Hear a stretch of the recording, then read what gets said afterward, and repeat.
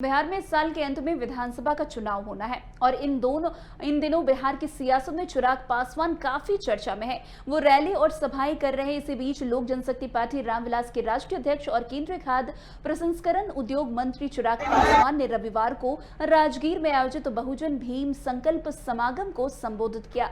इस दौरान उन्होंने बिहार के आगामी विधानसभा चुनाव 2025 में सभी 243 सीटों पर चुनाव लड़ने का ऐलान किया है। चिराग पासवान ने बड़ी घोषणा करते हुए कहा कि वे बिहार से विधानसभा चुनाव नहीं लड़ेंगे बल्कि बिहार के लिए चुनाव लड़ेंगे। उन्होंने कहा कि गठबंधन के तहत सभी 243 सीट के लिए चुनाव लड़ने जा रहा हूं। उन्होंने कहा कि आगामी विधानसभा चुनाव में मैं यानी कि चिराग पासवान बिहार और बिहारी फर्स्ट के लिए चुनाव लड़ेंगे। उन्होंने कहा कि लोजपा रामविलास के रहते देश में ना तो आरक्षण समाप्त हुआ और ना ही संविधान। उन्होंने तेजस्वी यादव के 20 महीने बिहार की सत्ता देने की बात पर तंज कसते हुए कहा कि 20 महीने में तेजस्वी यादव नौकरी के बदले जो जमीन लिए वो भी लोगों को लौटा देंगे।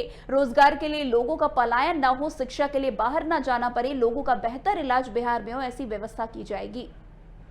और किसी को भी इलाज के लिए दिल्ली मुंबई ना जाना पड़े, इस सोच के साथ बिहार बस बिहारी बस कार्य करने की सोच रखता है और इसी सोच से विपक्ष के नेता डरते हैं और पूछते हैं कि क्या चिराग पासवान चुनाव लड़ेंगे बिहार से।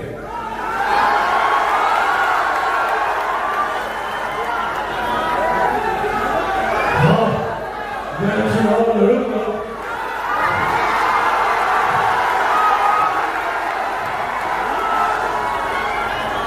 मैं चुनाव लड़ूंगा, पर मैं बिहार से चुनाव नहीं लड़ूंगा, मैं बिहार के लिए चुनाव लड़ूंगा, और चिराग पासवान 243 सीटों पे हर जगह चिराग पासवान बनकर बिहार की सोच को मजबूत करने के लिए चुनाव